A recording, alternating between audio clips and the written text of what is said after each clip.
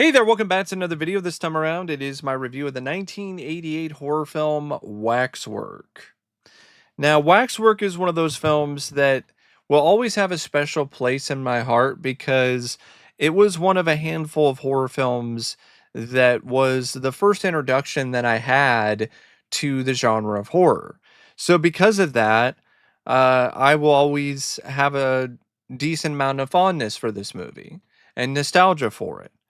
That being said, it's one of those films, though, that I have to admit is not great. It's pretty good, it's entertaining, it's a fun watch, but it's also got a fair amount of flaws.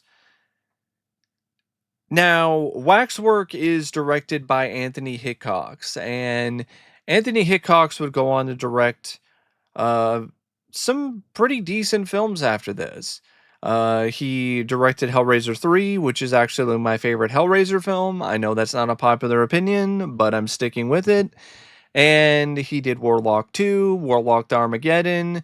He directed Full Eclipse, which I think is a really overlooked sci-fi horror action film.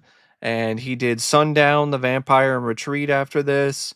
He also did Waxwork 2. He did Prince Valiant, which I think is not a great movie, but it's a sword and sorcery fantasy film that I do have some fun with. So I think when it comes to like a genre director, he had a pretty decent run from the late 80s into the mid 90s, so to speak. After Prince Valiant, though, was a pretty big decline. I would say the best film that he did after Prince Valiant was Stormcatcher with Dolph Lundgren. Because then he would go on to direct stuff like Submerged with Steven Seagal, which was a piece of crap. But this was his first film, and as a debut, it's not too bad. I think he definitely did show the right amount of energy and enthusiasm for this film.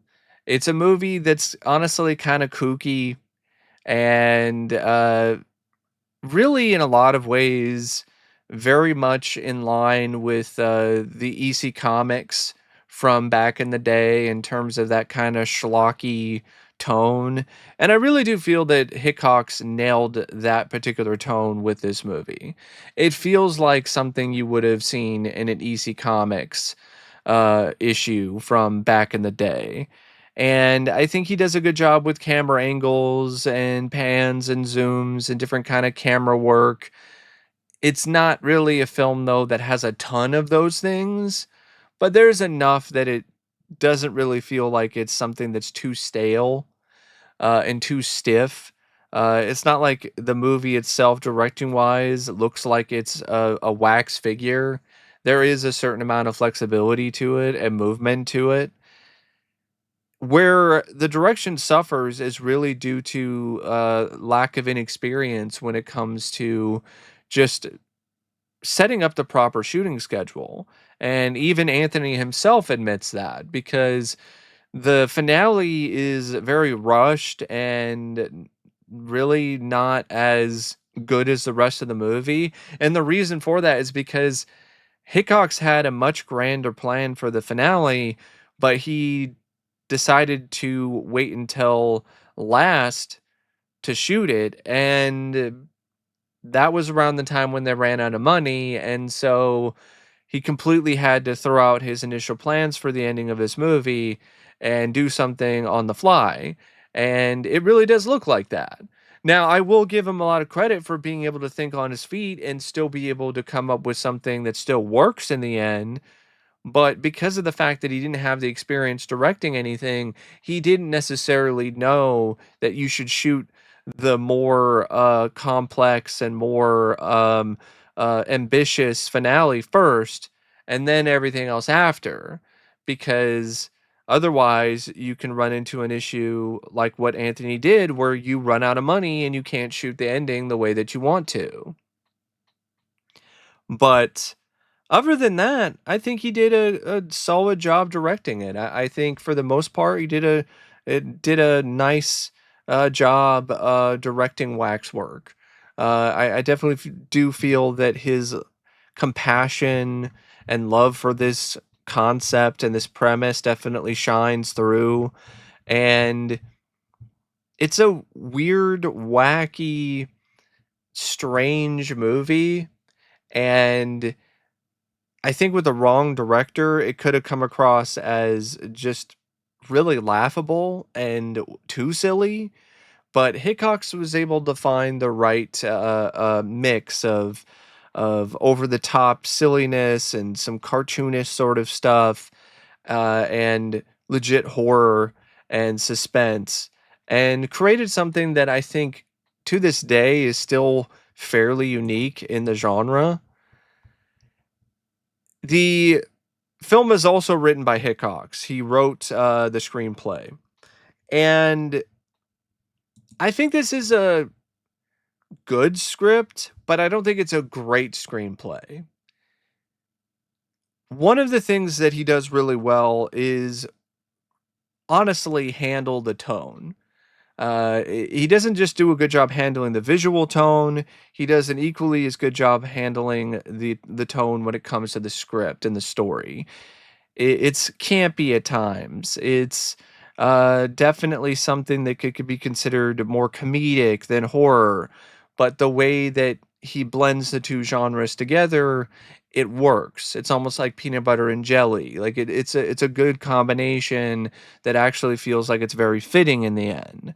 And I love the concept of Waxwork. I think it's a really cool and fun idea, where you have a group of teenagers. I think they're actually college students, and they wind up going to this waxwork late at night, and they wind up in these different pocket dimensions that are in the form of these waxwork displays. And so you have a lot of genre jumping and genre bending going on. So you have a lot of opportunity to have like multiple different types of horror characters and figures in the film. In fact, Hickox had some really grand plans for this, but couldn't really get the licensing. He wanted Jason Voorhees to be in this movie, but he couldn't get the licensing. He also wanted to have like The Thing from the John Carpenter film in there, and he wanted to do some more ambitious, more recognizable horror figures, other than just the old stalwarts, Frankenstein and Dracula and the Phantom of the Opera and so on and so forth. But he just couldn't get the licensing. But I find that to be really cool, and it's something that I feel honestly more films should try to do nowadays.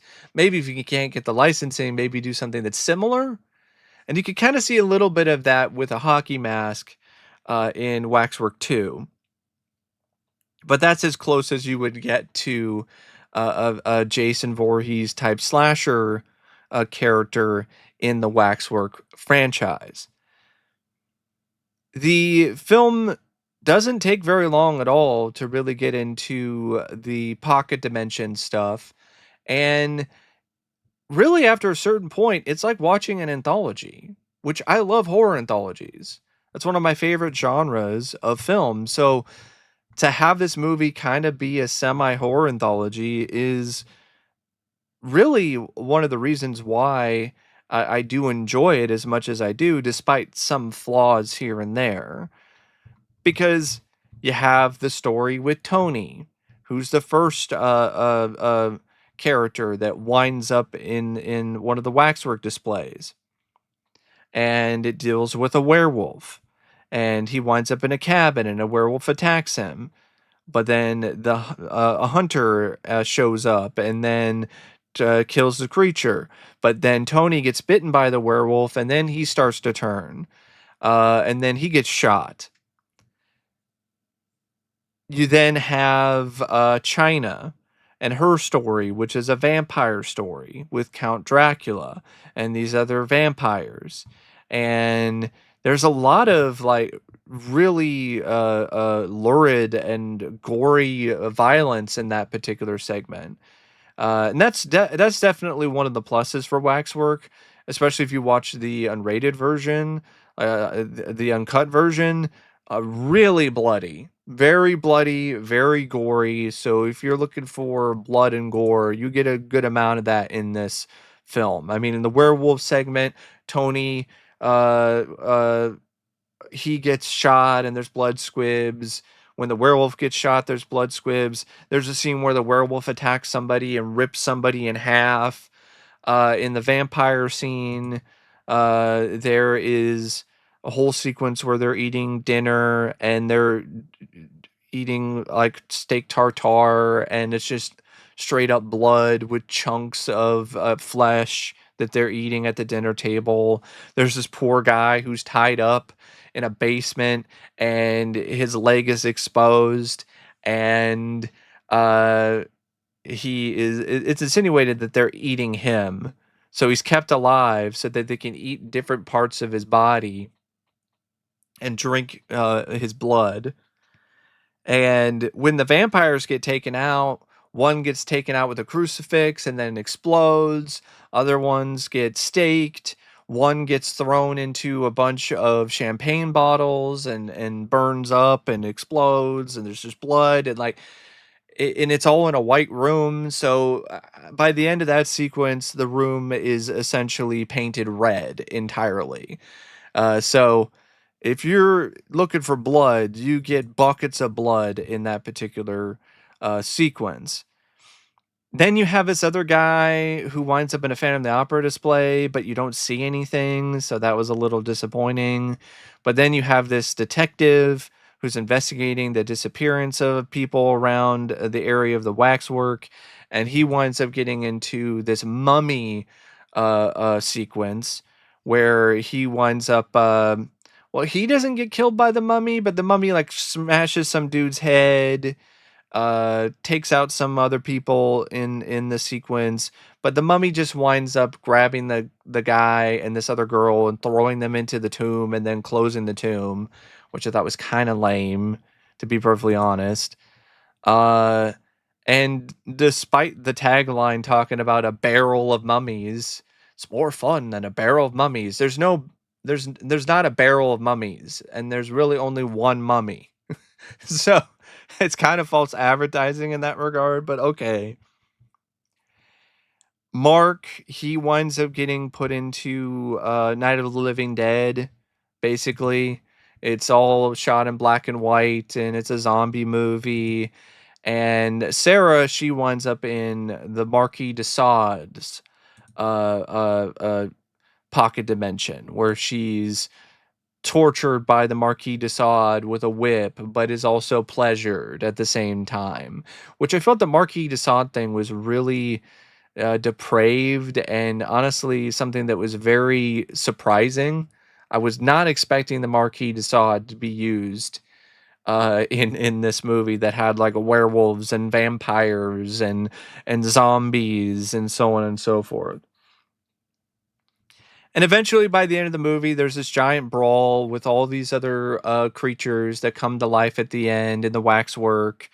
The ones that you know, the werewolf, the Phantom of the Opera, the zombie, the vampire, the Marquis de Sade, and some other ones too, like a snake man that looks like something out of the movie Dreamscape, and the Frankenstein monster, and I think it might be just a serial killer, like a space alien. Like there's a certain amount of fun to be had with all the different types of creatures that show up at the end, because the whole plot really revolves around these series of waxworks that are set up by this guy named David Lincoln, who is an emissary of Satan, so to speak. And he's supposed to set things up with this waxwork that enables souls to be trapped in these waxwork displays. And if 18 souls are trapped in these displays, then they'll come to life. and then they will be able to essentially roam the earth and take over the world and spread their evil everywhere. And so it's up to these two college students and this old guy in a wheelchair who is friends with Mark to try to stop this from all happening. And it leads to just this massive brawl at the end with all these different creatures.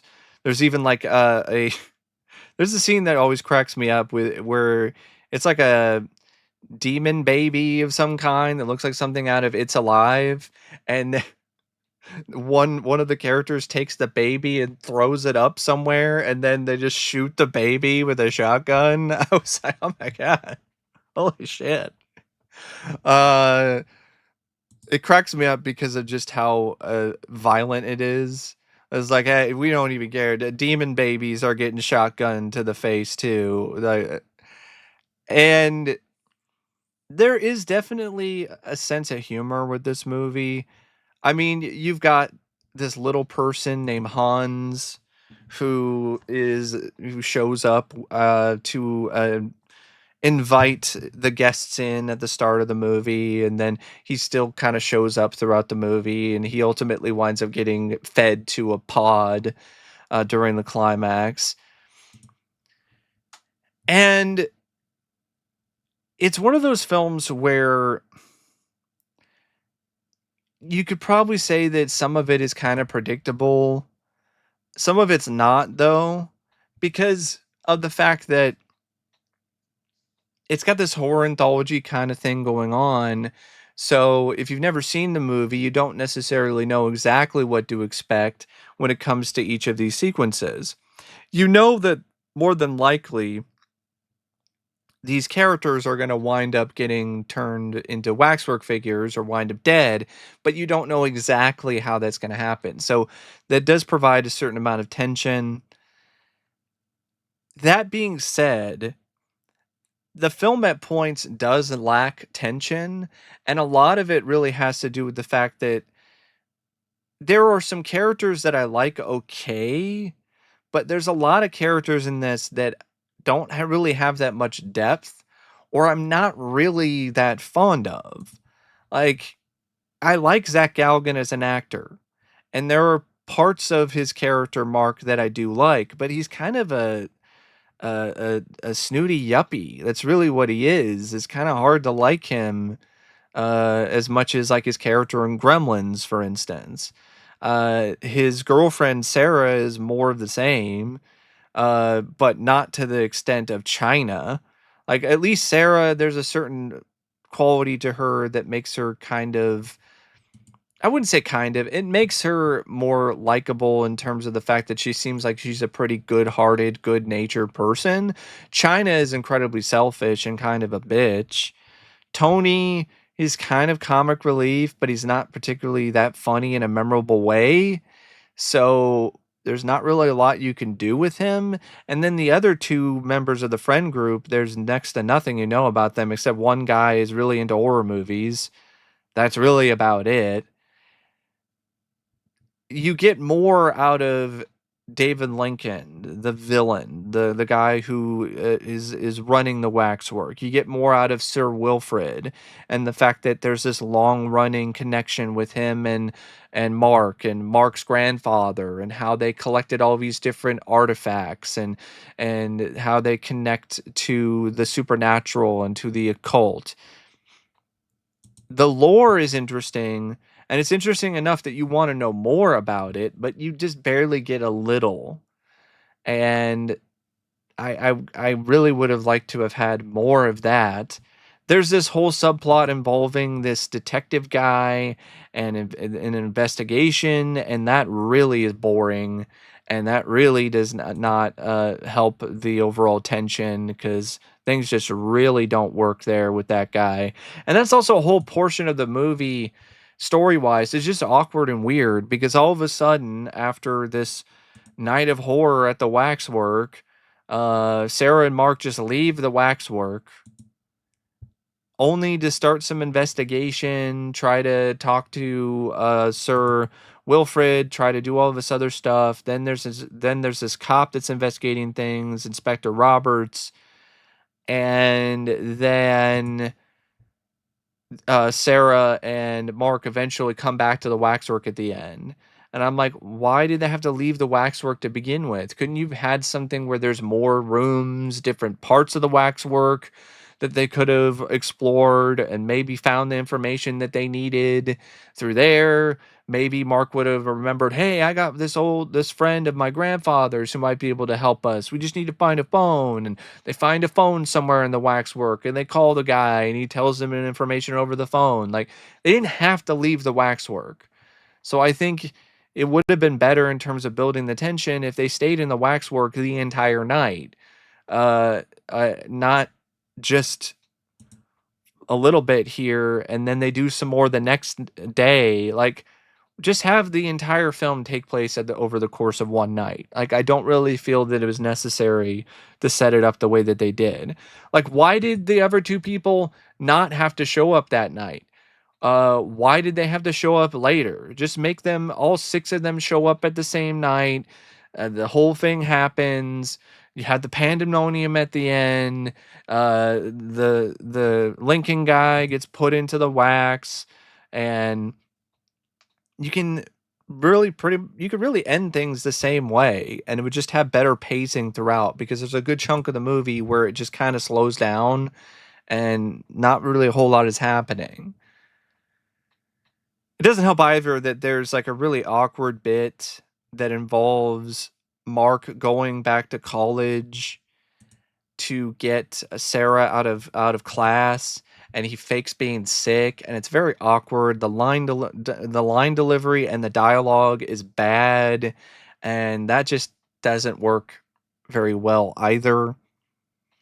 And the finale, there's some fun to be had with the pandemonium and the chaos of it all these different monsters and different horror figures, but it is something that I will have to admit is clearly a rushed thing and something that just came up with last minute, and it really shows, because the original idea was to have Mark fight the Marquis de Sade or fight Lincoln throughout different portions of time, throughout different pocket dimensions, which is an idea that was ultimately used for the second film, but didn't decide to shoot that in time, so then kind of had to just work with what he had. And it has a sequel bait thing with the severed hand and it surviving to set things up for a sequel. And I'm like, okay, all right, that's fine, I guess. It is too bad to see Wilfred die. He dies in a pretty brutal way. The werewolf shows up and rips his head off, and then his corpse gets lit on fire. Um, but it's one of those screenplays where it's clever, it's got some fun ideas, and when it comes to the gore, like, it definitely delivers the goods on that front. But like I said, there's a decent chunk of it in the middle that's just kind of boring and not much is happening, and the tone at points is mostly consistent, but there's some times where it's a bit too goofy, which can kind of hurt the film a little bit. And it's one of those movies where I think if the finale was able to be shot the way that the director intended, this would have been significantly better, because the finale feels like a bit of a letdown after all the build-up. Even though I can have some fun with it, it is a little bit too messy. But the ambition is still there. There's still a fair amount of creativity, and as a result, I still think the script works, and I think it's pretty good, but it is still kind of flawed, though.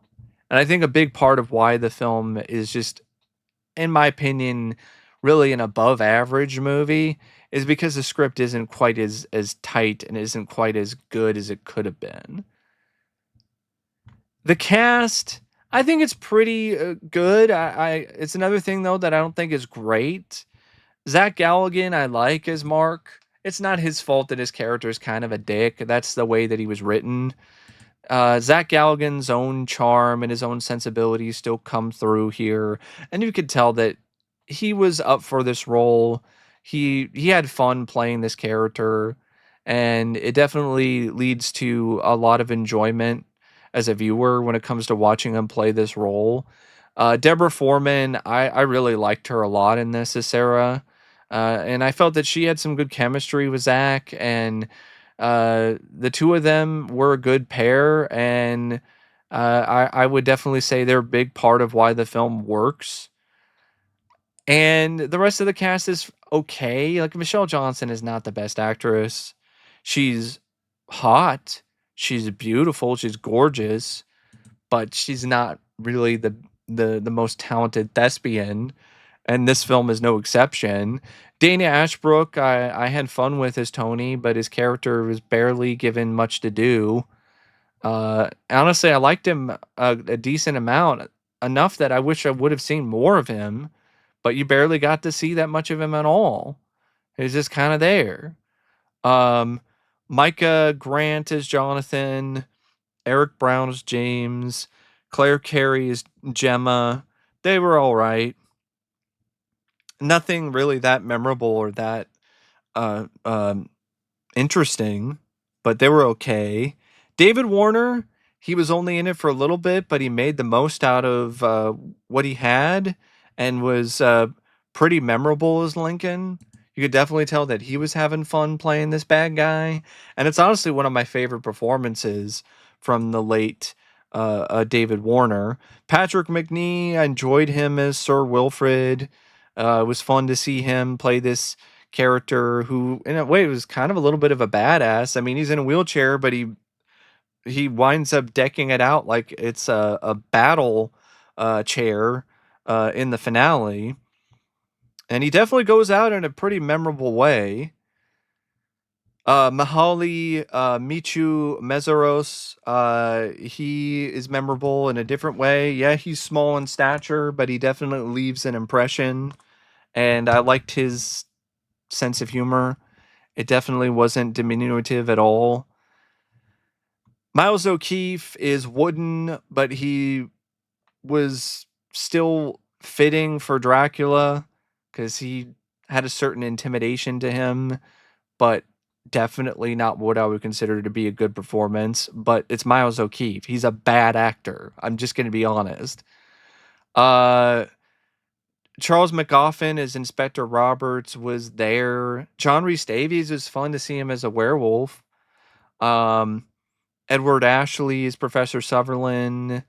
Um, Rick Rossovich has an uncredited cameo as Michael Loftmore, and you don't even see his face. He's just a guy who gets thrown into a bunch of glass, and I think he gets lit on fire at the beginning of the movie. But you get to see Rick Rossovich's body in Waxwork. But yeah, I also want to mention Jerry Lively, who played Sir Wilfrid's butler. I enjoyed well, is he the butler character? Because there's a butler character who was I think he was Zach Galligan's character's butler, and I don't remember exactly what that guy's name was. And I definitely want to mention J. Kenneth Campbell as the Marquis de Sade. He was chewing up the scenery, but it worked, and I really enjoyed his performance. In fact, he was at times upstaging David Warner to the point where I kind of get why he was the one that was really the main heavy by the end of the film. So the cast, it's not great, but it's good. It's good enough.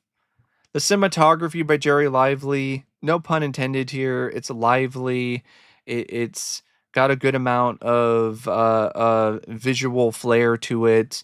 The editing by Christopher Sabelli, I thought was, for the most part, quite excellent. It's a movie that has a lot of different things going on, and I felt the editing was pretty top notch. For the most part, there weren't too many moments where the editing was a little choppy or uneven. The music by Roger Bellin, I don't really like. I get what the composer is trying to do with the film. I get why there's some old school like 50s songs in the soundtrack too. But this is a film that's supposed to take place, I think, in the 80s because there's references to renting horror videos, and you've got music that sounds like it's from a completely different decade.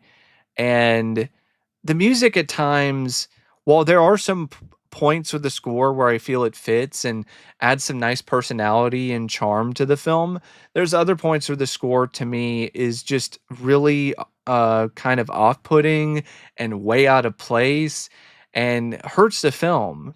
Like in the opening of the movie, like what is with this score? Like, it doesn't match what's happening. It seems like it should match a more comedic scene, and what you're seeing is a guy getting smashed through a glass case and getting lit on fire. Why does it sound like something I would hear in a comedy? So there's a time and a place for that kind of score.